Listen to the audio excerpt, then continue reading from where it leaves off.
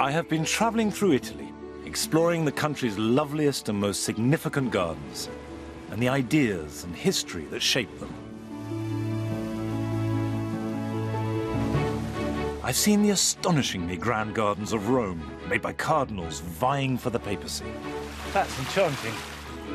And discovered how the Renaissance made Florentine gardens into harmonious, ordered works of art. Down there you can see a line of trees, along here you can see a line of trees, along this axis there's a line of trees. I'll also be visiting the playful Baroque gardens of the north. Oh, dead end, you got me. Now have your wicked way. But this week I'm in the south, where the gardens are mostly more informal, the planting more exotic, and I get a glimpse into the glamorous hideaways of the rich and famous. Keep out. Unless you're invited, you can't come in. I'll be discovering how an 18th century, very English gardening movement utterly transformed Italian gardens. Ah, that's just lovely. And luxuriate in what is undoubtedly the most romantic garden ever made.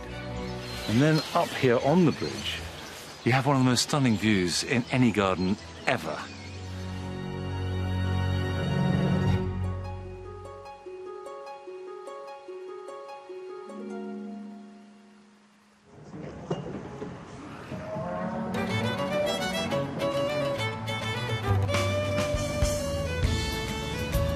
I'm basing myself in Naples for this southern leg of my tour. It's a city that is a splendid tangle of anarchy, shabbiness, and real architectural magnificence.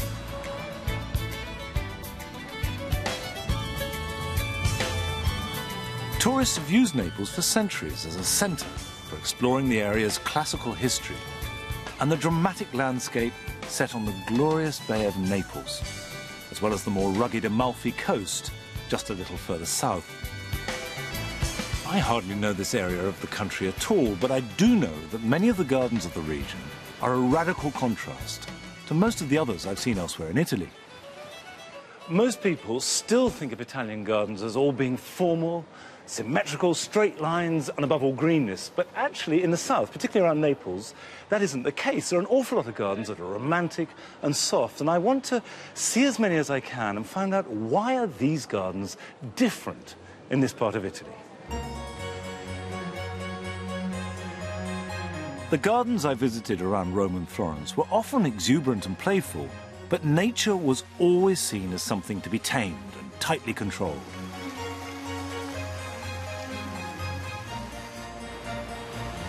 Here in the south, many gardens are comfortable with a wilder and more romantic vision of the natural world, matching the artistic freedom that the area inspired and nurtured, and reaching its sublimest expression in the garden created in the ruined medieval town of Ninfa. There is, rather surprisingly, a strong English persuasion at work here, and these very southern gardens have roots in the British landscape movement of the mid-18th century.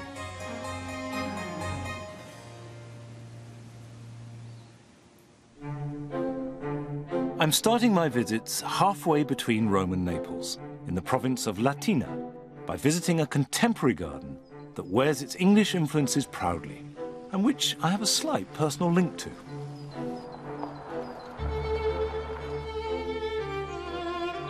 Set around the ruins of a medieval castle, Torrecchia belongs to the daughter of Prince Carlo Caracciolo, the founder of the newspaper La Repubblica.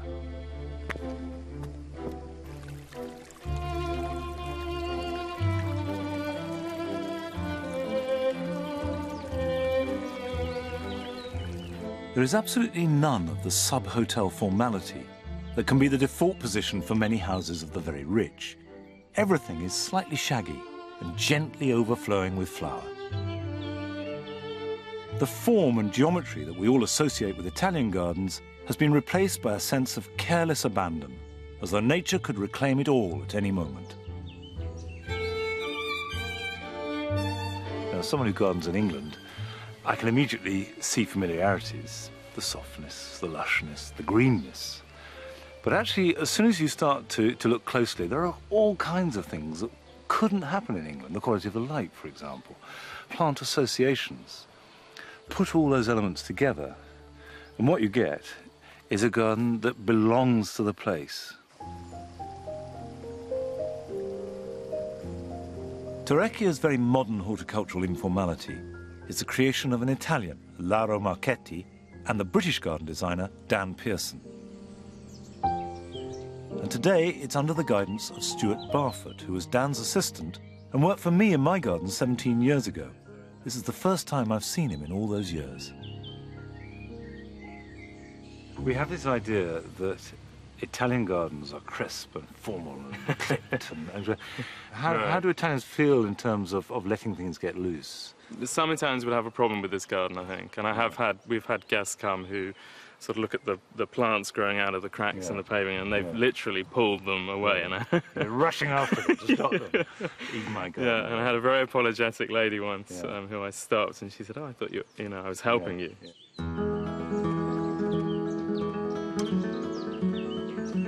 Although the plants might appear to grow untrammeled, self-seeding themselves and spilling freely, it's nonetheless a highly designed space.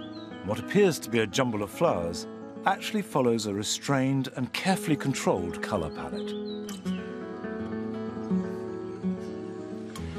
A lot of people will use a colour theme in a garden, but to work most effectively, you need to use 3 dimensions. And in a big garden like this, of course, that can be done on a grand scale. So in the foreground, you can have mixed whites, and you get your little white garden.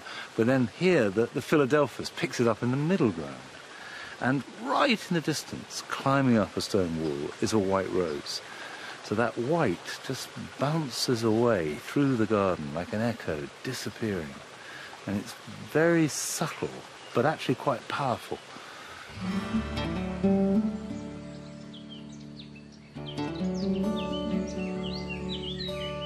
The southern Italian climate means that there are combinations of plants that are familiar, but which you would rarely get to flower simultaneously in Britain, such as these foxgloves, aquiledias, and tobacco plants.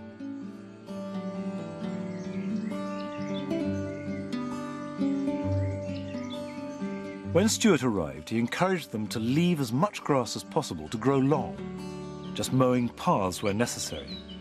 And his latest addition to the garden is a wildflower meadow. We sort of blitz this every autumn. We cut everything down, take it away, rotivate. So it's an annual meadow? It's an annual meadow, yeah. Mainly corn chamomile, cornflower, and a few poppies. Now, obviously, a bit of the garden like this will only look at its best for what, 3 weeks maximum? A few weeks, yeah. But we've got a luxury in that sense because this space really wasn't being used. And I thought, let's do something that looks really amazing, and it doesn't matter if it looks amazing for only a few weeks. And how does this go down? People love it. Do they? Oh, yeah. Right, they don't think you're balmy. Balmy No. Englishman coming in. No, most people love it, yeah. Although Torrecchia was begun in 1992, this informal style of gardening first appeared in southern Italy much earlier. It goes back over 200 years, when the Bourbon dynasty ruled over what was then Italy's largest kingdom, stretching from north of Naples right down to include Sicily.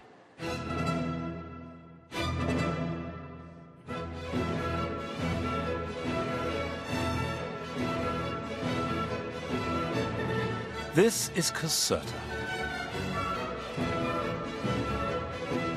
It was begun in 1751 for Don Carlos VIII, King of Naples, with the explicit aim of being the biggest and grandest garden in all Europe.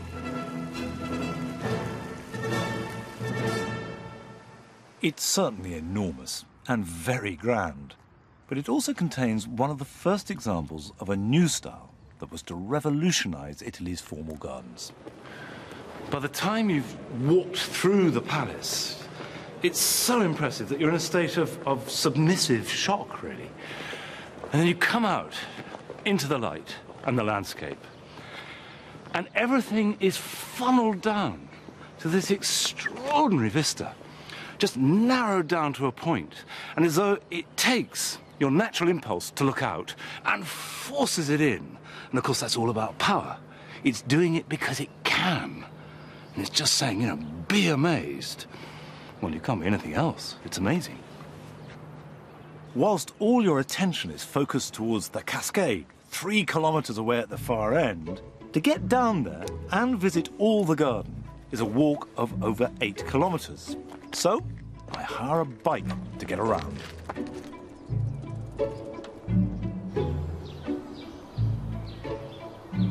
These high walls of trimmed trees and hedges around the bosco, or ornamental woodland, are a regular feature in Italian gardens. But I never tire of them. The view is so compelling and steers you on so much that it's easy to overlook how wonderful the bosco is.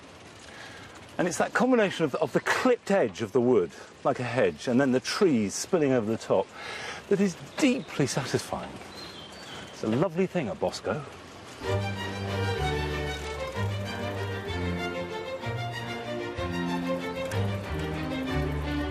This is the epitome of high Baroque and Rococo design. Dramatic, confident, and elegant. And with nature always firmly under control. Do you know, I'm feeling quite excited about this. When I came here, I'd seen pictures, and it looked very static. It looked this power statement. Here I am, I can do this. Admire it, now push off. It's not like that at all. It unfolds and is progressive. As I'm cycling along, there's a sense of a narrative, and I'm part of it. I'm not excluded.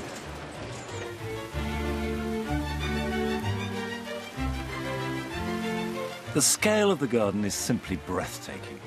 Just to bring the water into the canal and its fountains, Caserta's architect, Luigi Vanvitelli, blasted through 6 hillsides and built a 33-kilometre-long aqueduct.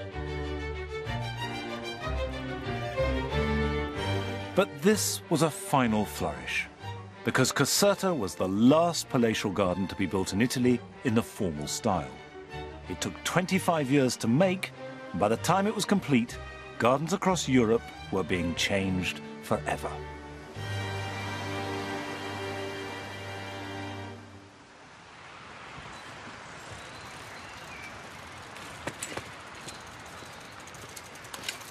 The strange thing was that in 1786, just really little more than 10 years after the formal garden was finished, it was out of date and a new garden was started. And this new garden was exotic and absolutely the height of fashion. And it was called the English Garden.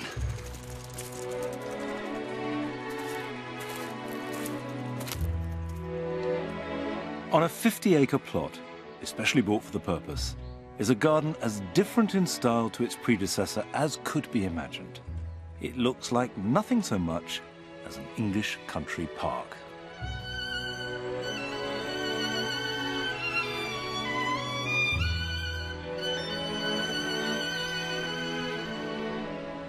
The whole style was based around taking the elements of the countryside and including them as part of the garden.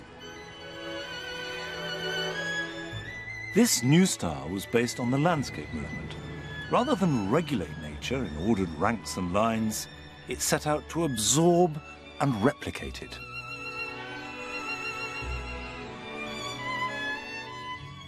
It actually takes as much control and as much skill to make things look natural as it does to make the garden look formal. And one of the key things is parkland, where you have large trees with grass underneath. Because this is the baking south. Grass doesn't grow easily.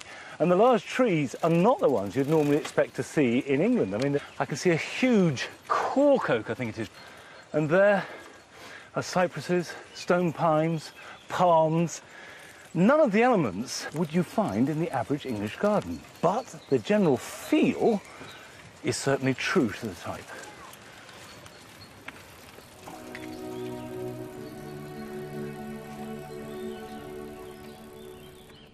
This type was begun by William Kent 50 years earlier, and then made popular by Capability Brown. And the new fashion transformed Britain's gardens before spreading across the continent. Ironically, this style of gardening was based upon paintings of imagined classical landscapes and was known as the picturesque. As a result, classical temples and fake ruins became highly fashionable garden accessories.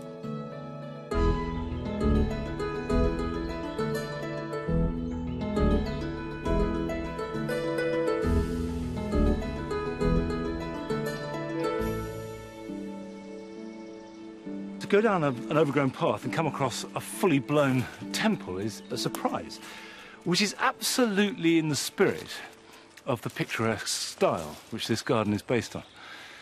And whereas in the formal garden you see everything, literally for miles, and if you're going to have a temple you put it on the top of a hill. Whereas with the new style, everything is a moving tableau. It's to delight you and surprise you, or even horrify you, certainly to titivate you. So to brush through the undergrowth and come across a temple as though it's been lying there for years is exactly the required effect.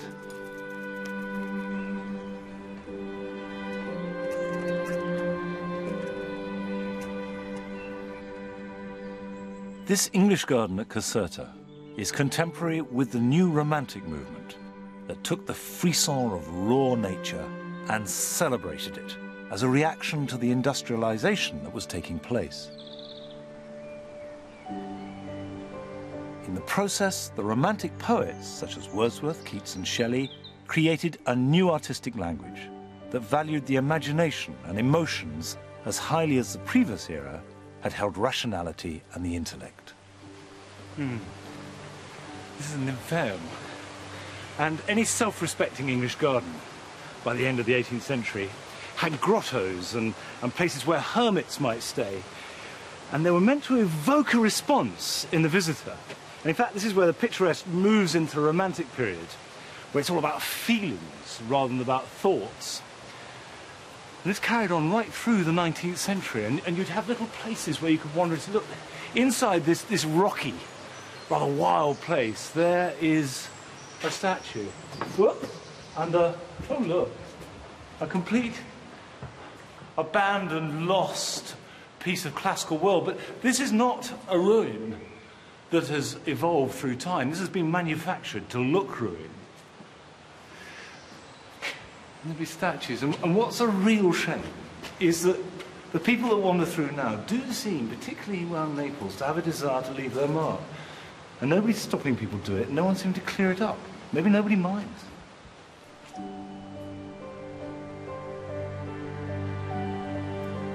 The great discovery of the Renaissance was classicism, with its humanism and order. But a couple of hundred years later, in the Romantic garden, classical civilization is depicted as picturesque ruins designed to deliciously thrill you with a display of mortality and decay.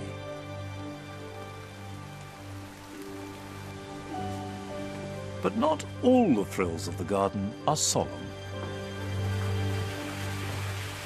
I like that, because there you have a nymph washing, decorously, and from the front she's covering herself up. But this is a peek at her bum, and I like the sense of what the butler saw, that she doesn't know we're here and we're spying on her.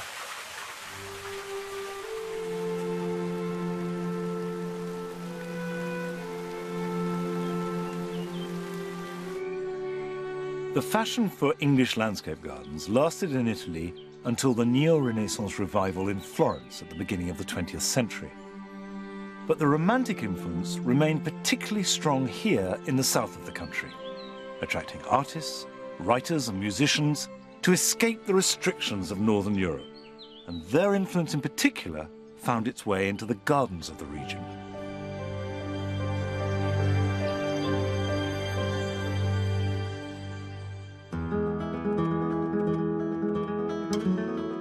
I'm now heading to the coast for Sorrento, on the far side of the Bay of Naples.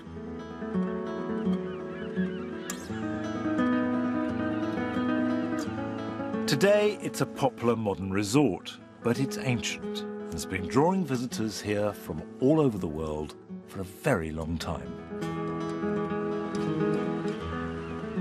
Since Roman times, people have been building villas and houses in Sorrento because it's a lovely place. Not hard to see why.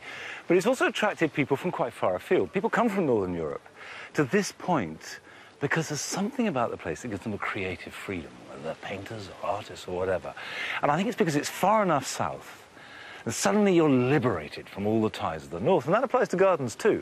People have come from far afield to make gardens. And the next garden I'm visiting is just here. And because the view is so important, the garden is right up there on the cliff top.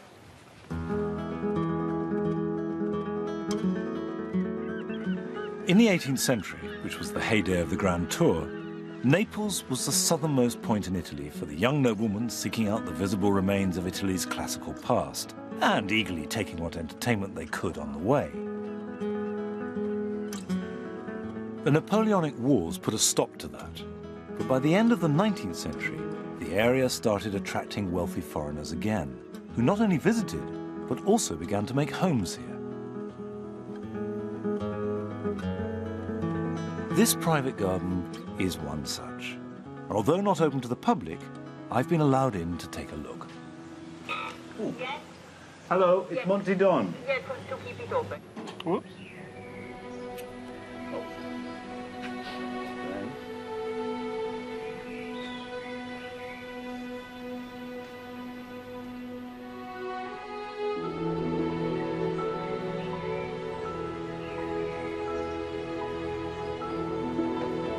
It is called Villa il Tritone.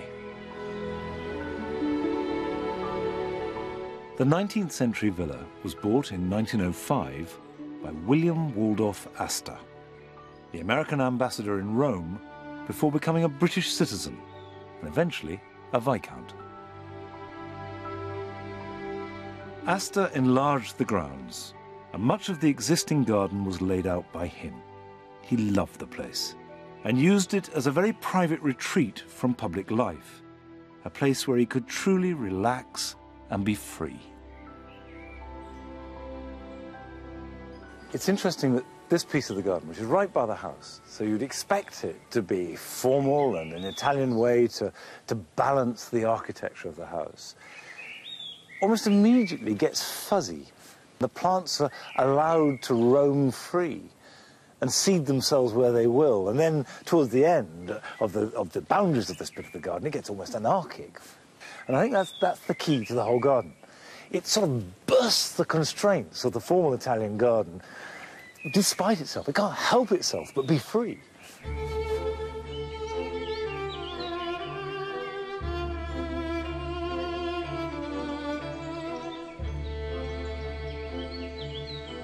Astor used Il Tritone's long history to make his garden. There had been a Roman villa on this site, looking out across the bay to Mount Vesuvius and to the town of Pompeii on the other side of the water.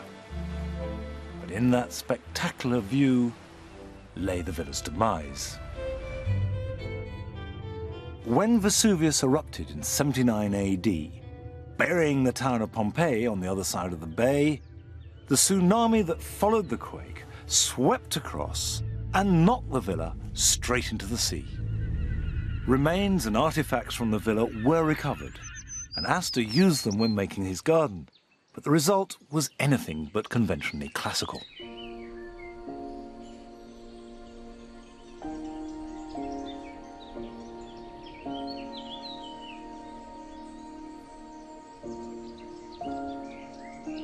The overriding impression you get in this garden is of a greenness, a soft light coming through. And in this central avenue, you have this tunnel of green. Most avenues are open to the sky, but this one, because it's closed over, and with the Banksia rose growing across the top, in fact, you just get glimpses of the light. They're like skylights. I like the fact they've used wood, and it's not some metal construction. It's slightly wonky and accidental, and that looks lovely. It's soft. And yet, there are avenues going out to harder things. Now, there's an avenue going down there, and at the end you go down to light and the sea, and look down there the way this green path, which is just moss, and bright sea beyond it. And it's designed in such a way as to make it seem much bigger than it is. These avenues radiate out simply to make the most of the space.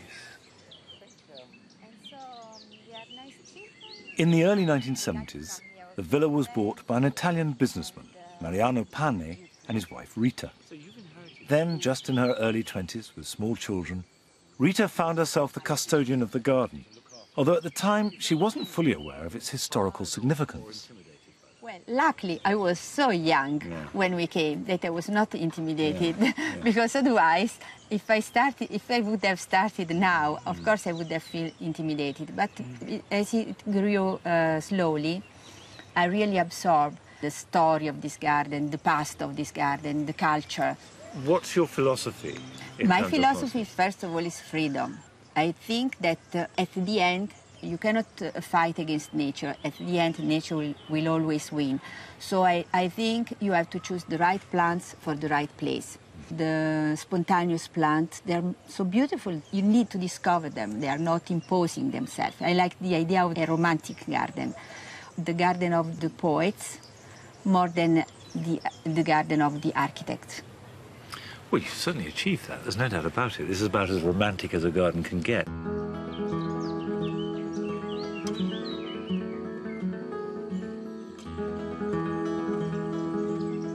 William Waldorf Astor had commissioned the English garden designer Harold Peto to create his garden.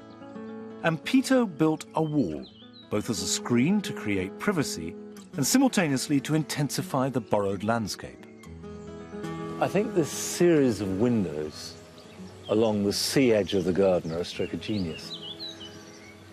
Because you might think that with this dramatic and beautiful landscape, with the sea outside the garden, you want to have access to as much of it as possible. But actually by blocking it out and then revealing it in a carefully chosen series of framed pictures, you make it more precious. And at the same time, it keeps out the hurly-burly of the town below. And so you get the best of both worlds. You get the landscape intensified and made more precious, and you get increased seclusion.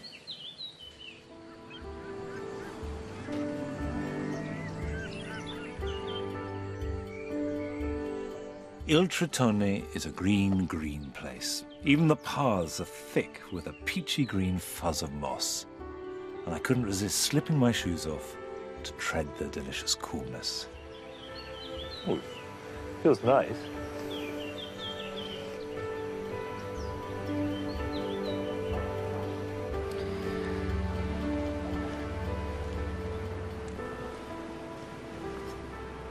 It's attractive to see people doing things.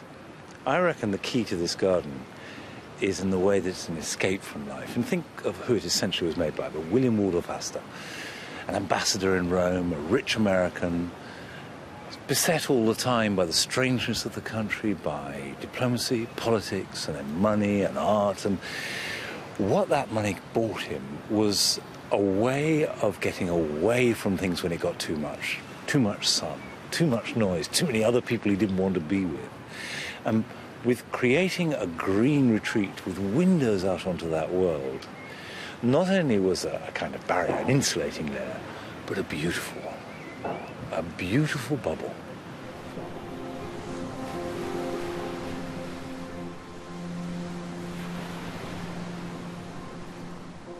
In the early years of the 20th century, the trickle of foreigners buying homes here became a full flow, as Europe's rail network made the Amalfi Coast, just south of the Bay of Naples, a popular holiday destination.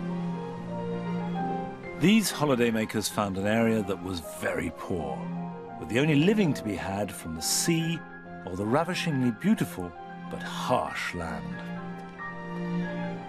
The hillsides above the sea are still cultivated in 1,000-layered terraces, growing vegetables and fruit, but principally lemons. And the locals proudly claim that the lemons of Amalfi are the best in the world. I made a detour to visit Giovanni Ciuffi, who's been growing them here for 50 years. As you walk into the groves, every breath is zesty with lemon. That smells so good. Sente che profumo. Oh, I just squirted myself in the face. It's a joy. What makes them special? What is it about them? Perché sono amalfitana. Invece il calabrese, il siciliano, è un'altra forma. The lemon are not round, it's long. Yeah. So, if I want to grow lemons at home, as good as yours, what is the secret? E devo comprarle le piante in estate amalfitane sempre, ecco. You have to choose the right plant from Amalfi and give love. Amalfi and love. And love. Okay. Me lo dice, io compro quando è un mese di marzo, ci facciamo sapere, lui viene qui e se li prende. You come next year and they prepare a plant for you. That's a date. The poverty of this region meant that comparatively wealthy foreigners could buy beautiful Italian estates for much less than their northern European counterparts. I'm on my way now to see one such place, perched high up above the cliffs at Ravello. Bought as a rundown farmhouse, it was transformed into a famous but very private retreat for a fascinatingly eclectic mix of celebrities. You have to walk to get here. The streets get narrower and narrower. No swishing up in your Bentley and making a grand entrance. But when you do get here, the entrance itself is about as grand as it could be. It's not intimidating, actually, because it's like a castle. The steps leading up, this great big door, the thick walls. Now, all that's saying is keep out. Unless you're invited, you can't come in.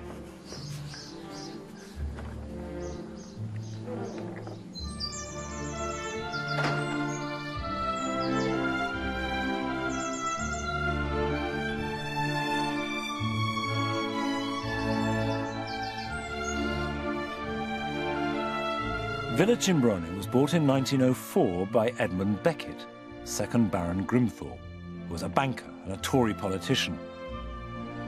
Grimthorpe wasn't an especially great gardener, but he was a champion womanizer, and is said to have been the father of Violet Trefusis, who famously became the lover of Vita Sackville-West.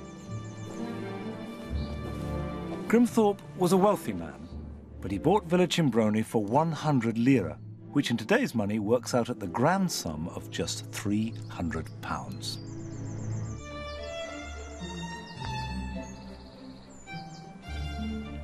Hiring a local architect, Nicola Mansi, Grimthorpe set about transforming the agricultural vineyard and walnut groves into a grand, glamorous garden with breathtaking views and vistas, framed by a mix of temples, grottos, balustrades, and statues.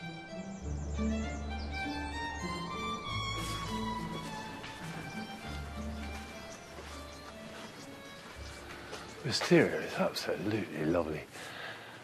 What is a joy, and really the reason you come to Italy, is here you've got all the freshness of these flowers, weather that feels like the best English summer's day, fantastic scenery, and it's sort of distilled into a garden.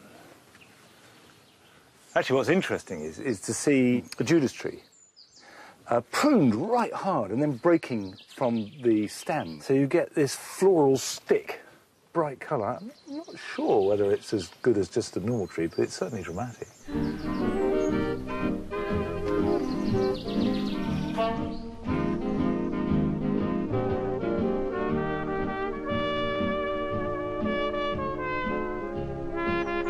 Grimthorpe died in 1917, but his daughter Lucille enlarged the garden and made it the centre on the Amalfi Coast for writers such as D.H. Lawrence and the Bloomsbury set, as well as musicians, politicians and film stars.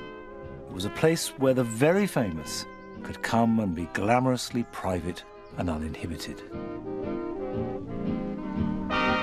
And it was here in 1938 that Greta Garbo, the most famous film star of the age, holed up with her lover, the conductor Leopold Stokowski, and first issued her famous plea that she wanted to be left alone.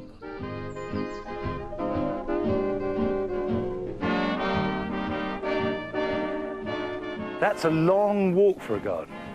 There's sort of an element of a motorway about it, and it's a bit themeless. But actually, I get it now, because it's directing you down here. It's saying, come on, get down here, because when you do get here, that's, well, it's actually it's a pretty scary view, but it's just stunning, stunning, stunning. And I suppose if you've got a view as dramatic as this, then your garden is just funneling the visitor, through the gate, get down the end and have a look, and it's stately and the sky's blue, and it's just lovely in every way. And as I was walking down, I was thinking about, Greta Garbo coming here. And if you want to be private, there's a sense of enclosure. And yet this garden, is dramatically open. And standing on here feels a bit like a stage. And if the public aren't allowed in, you're completely private, but you can be seen. And I think there's something about that with celebrity. They want to be seen, they want to be noticed, but on their own terms. And of course, this garden does that absolutely through and through. Look at me, but from a distance.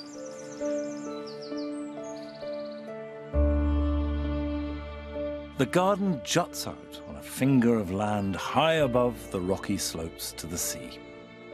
Magnificent stone pines and yew hedges grown anarchically freeform provide shelter, as do the pergolas laden with wisteria. It all creates a secluded, romantic setting, and yet the backdrop and buildings are theatrical to the point of melodrama. There's no doubt this is a lovely garden, and certainly worth visiting. It's such a dramatic location, and the way that it's laid out is terribly theatrical, which is an irony, really, because when you think of the people that came here, the Greta Garbos and the D.H. Lawrences and the Salvador Dalis and Churchills, these are big, dramatic people coming as an escape. But actually, they've come as a performance. And I think what will make this garden come alive will be a party.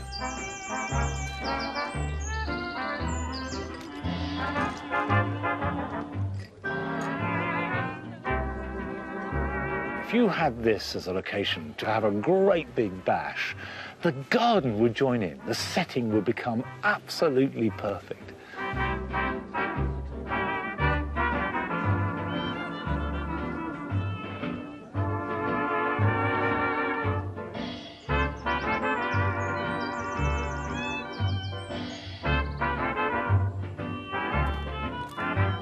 By the 1960s, the Amalfi Coast was becoming increasingly a tourist resort, and musicians, writers and artists coming here for a cheap, sunny retreat had to travel further afield.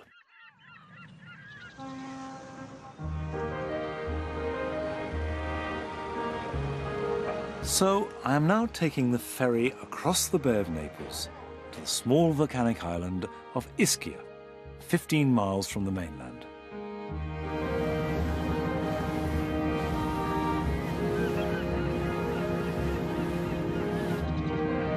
Nowadays, Ischia is a popular day trip for tourists who come not just to enjoy the island's beaches, but to visit a world-famous garden.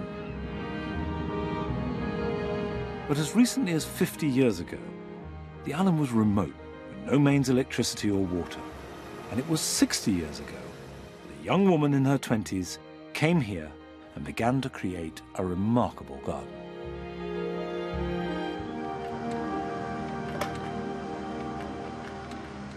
Hello?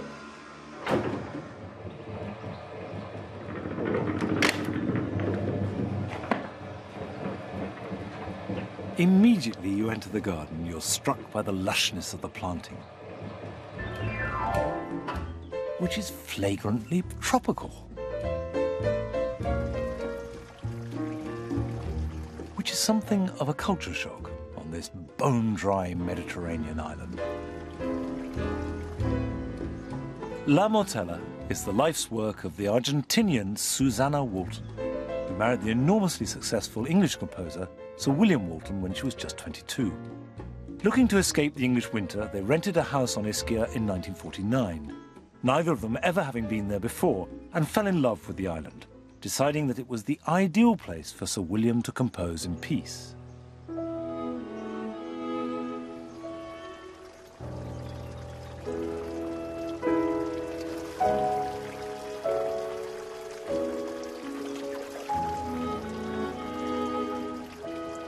They bought the land for the garden in 1956. It was an old quarry with no water supply. But Susanna, an instinctive plantswoman, was undaunted and started planting straight away with exuberant enthusiasm. Following her instincts, she selected exotic plants from around the world, and against all the odds, the garden quickly flourished.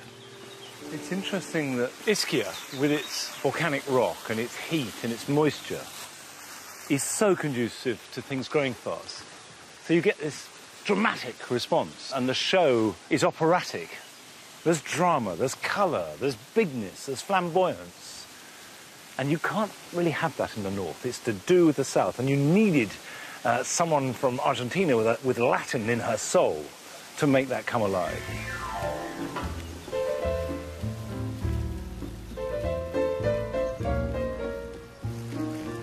From the first, it was a major undertaking. Russell Page, the preeminent English garden designer of the day, created the layout of the garden, and the landscape was on a heroic scale. Terraces were cut into the volcanic rock, 75 lorry loads of topsoil were poured into the ravine, and huge cisterns for irrigation were filled with water shipped in by tanker from the mainland. As the trees grew, they created a benign microclimate that allowed Susanna to create a subtropical garden with plants from all over the world, where bromeliads happily rubbed shoulders with slipper orchids beneath a canopy of tree ferns and palms. La Mortella's head gardener, Alessandra Vinciguerra, came to Ischia in 1997 and worked with Susanna until her death in March 2010. From the start, the choice of plants was hers, and this is why it is so tropical. She liked bold plants, she liked colors, she liked the plants that came from Argentina, plants that were different from what you would find in gardens at that time in this area. And when Susanna saw a plant she liked, she had to have it, and would go to extraordinary lengths to bring it back to La Mortella, as the story behind this huge silk floss tree, Corycia speciosa, displays. That was planted by Lady Walton in 1983 from a seed that she took in Buenos Aires. She went there for a concert and she noticed there were some corycias growing there. So anyhow, she climbed on top of her taxi and picked one of the fruits. And from that fruit, from that tree, came that plant.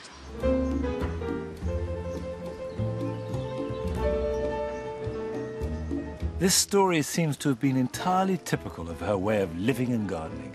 And that energy and vivacity runs like electricity through the garden. It is a performance. A garden wearing a stylish hat and a brilliant smile whilst talking 19 to the dozen. It is a very passionate garden. It's full of life compared to the typical formal, historical Italian garden that people sometimes don't understand. This one is understood or is loved by everybody.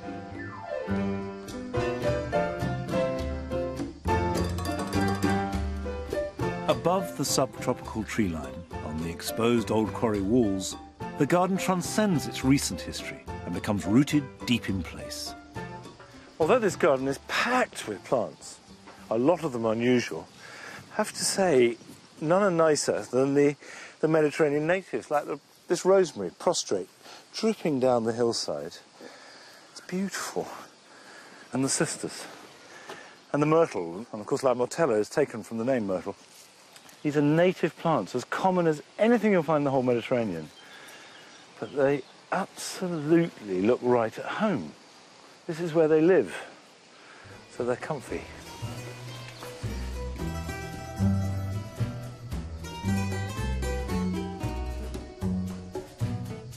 The garden is an expression of one remarkable woman's flamboyance and deep passion for plants. It sings with energy and colour. But the garden began and ends as a testament to the love of Susanna for her husband William, who died in 1983. High up above the quarry, she created a monument to him, overlooking his favourite view. Here is a rock, which is the memorial to William Walton. His ashes are underneath here. But I think the real memorial is the garden itself. It's a memorial to both of them, William and Susanna. And although Russell Page is always credited with designing the garden, which he obviously did, that was his job. But the thing that brought it to life was Susanna's planting. And I read that she quoted the famous remark that you will consult the genius of the place to inspire you. Genius of the place is the love. And if you like, the whole garden is a monument to them and their love for each other.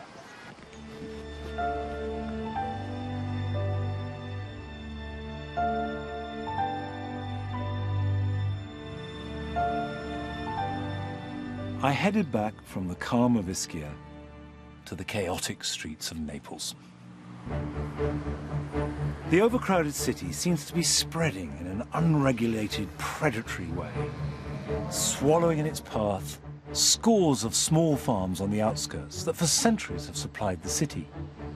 There are now only a few survivors, farming high on the slopes of an extinct volcano where it's too steep to build. Taking me to meet one of these last remaining semi-urban farmers is the writer and campaigner Bruno Brillanti. Hello, how are you? Nice to meet you, Bruno. Well, it's lovely to be here, but tell me what is special about this place? What makes it different to others? Because this is one of the last places where you can find the original farmers. They still work in a traditional way, no pollution, no chemical, and you can find the flower and plants that you cannot find in other places. Peppino!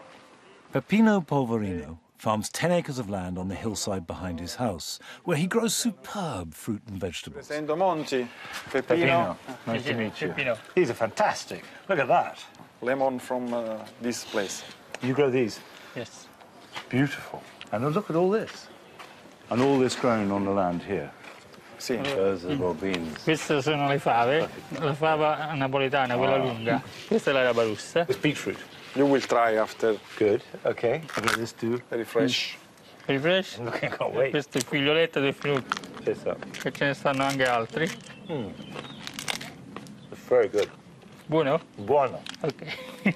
All this is harvested this season. Only fresh and only seasons. So just up here?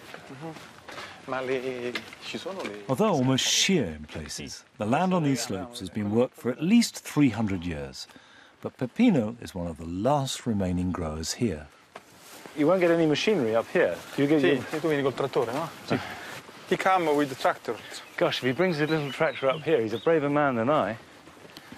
So the soil here, what is the soil like? Volcanic. Volcanic soil, so very fertile. Pyroclastic, sì, very fertile.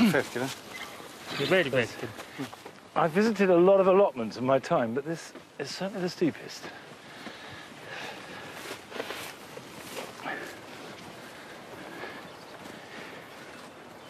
The city is right there, isn't it? Yes, just... Right there. And there is Vesuvius.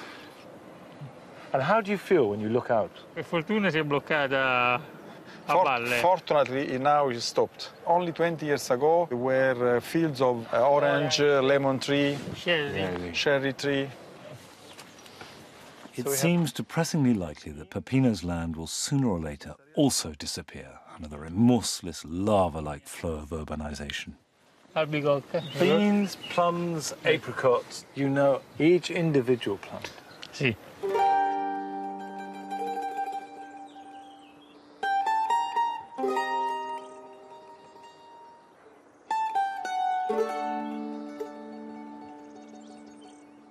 Although the spread of Naples is eroding these allotments and market gardens, Peppino's land is no quasi-rural affectation. It is the real thing, and a perfect model for small urban farms of the future. This feels like a garden, even though it's 10 acres of intensive veg, you could say. The fact that it's loved and cared for as much as any garden of any description, I think does the trick. There is that kind of human magic that works. And it's been going on here for 200 years. But I wonder really how long this can last. There's Naples encroaching in like an angry sea. And it would be a real shame if I were to come back here in 20 years' time and found that where I'm sitting now is a block of flats.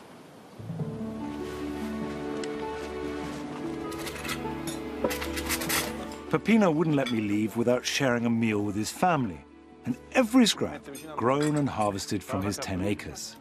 Here at the table is the real heart and soul of Italian gardening. This is your wine? Yes. So everything here is made by Peppino?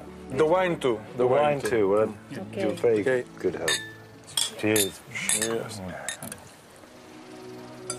Naples is very different from the rest of Italy, and so are its gardens, that have evolved over the past 200 years to become looser, softer, and more obviously romantic than its northern Renaissance counterparts. But there is one garden here left to visit in the south that is not just more romantic than any other that I have ever visited, but simply one of the loveliest, most magical gardens of any kind, anywhere in the world. I'm travelling 120 miles north of Naples to the hilltop town of Somonetta that lies above the marshy plain in which is set the gardens of Ninfa.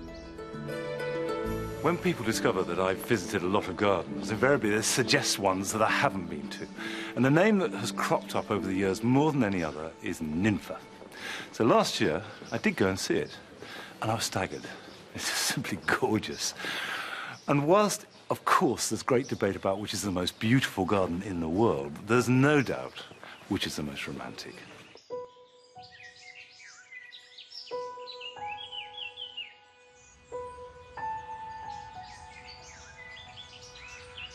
For 1,000 years, Ninfa was an important town on the main road between Naples and Rome. At its early 14th century peak, before the Black Death ripped through Europe, it was owned by the Caetani family and had a castle, 7 churches, 14 towers, town hall, mills, 150 houses and around 2,000 inhabitants, all of which made it a substantial town. Then disaster struck. In 1381, Ninfa was sacked by mercenaries and pillaged by neighbouring towns. The remaining inhabitants, much reduced by plague and riddled with malaria from the surrounding marshes, evacuated it for healthier, safer ground. The Caetani family retained ownership, but for nearly 6 centuries it lay abandoned, with the buildings submerged like sunken wrecks beneath the tangled undergrowth. This is a town where people lived for hundreds and hundreds of years, where people died by the hundred. And their ghosts are here. You're walking the streets where Romans walked, where medieval man, where people fought. And there are just layers upon layers of memories in amongst the buildings, just like there are layers upon layers of plants. You don't want to speak too loudly, not because you're disturbing other people, but you don't want to disturb your own sensitivity.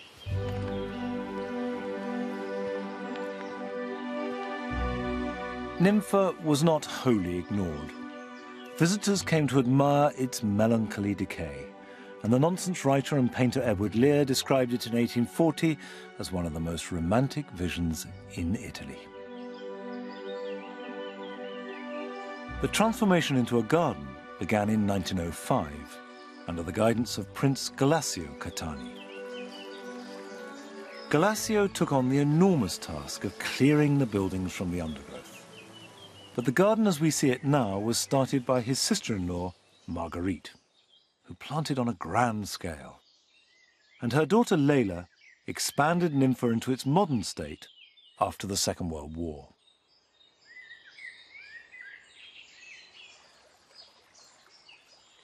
In medieval times, they repeatedly would get plague, and this was a low-lying area, so lots of malaria, and the town would be isolated from time to time.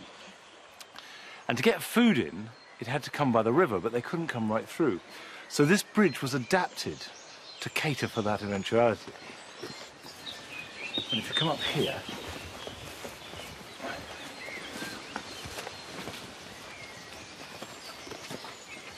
you can see that they built into the bridge, and these are town walls, so this is the edge of the boundary. No one could go out, no one could come in. But they built in the bridge these vents, these openings, and what they did was lower baskets down on ropes to boats that would come from nearby with supplies. And then up here on the bridge, from the edge of the town, looking in, you have one of the most stunning views in any garden ever in the world.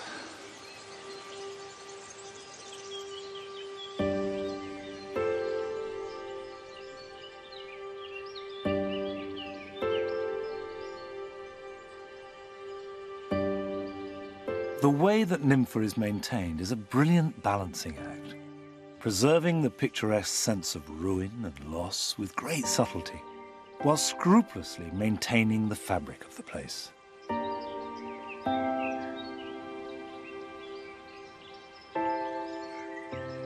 I've gone off-piste a bit. If you visit the garden, you go on a set route and admire all the obvious best bits, but I like it if you can get behind the scenes a little bit. The whole place is gardened really carefully, and in fact, all this, I know, is very carefully assessed and considered. You know, how much weed do you leave in it? They don't want it looking too spick and span, and that would lose that sense of history. But on the other hand, they don't want to damage the fabric of the buildings. And it's all carefully weeded and selected and looked after. And what you get is these layers of perception. It's as though history is mulching the garden. Now, as I was talking to you just then, I looked up, and there in the oak tree is the most beautiful rose. Oh, that's just lovely.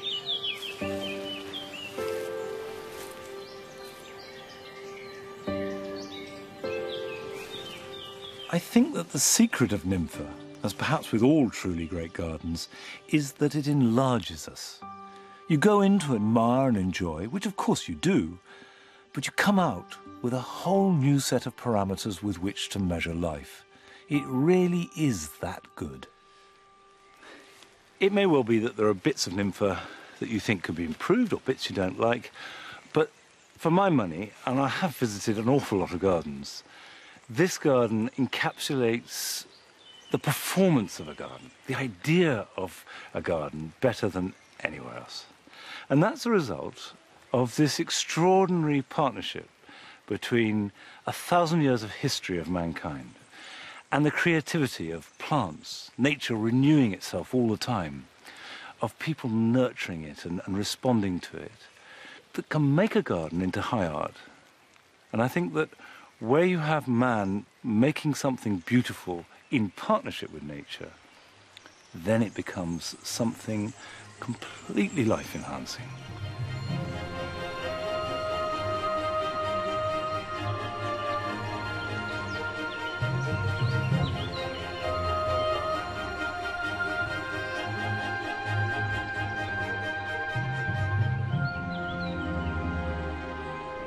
These gardens that I've visited in the south have a very distinct character and are quite different from the rest of the country. The combination of bright sunshine, a sense of freedom of expression and a simpler way of life has been the inspiration for gardens of a more liberated, looser spirit than I have seen anywhere else in Italy so far.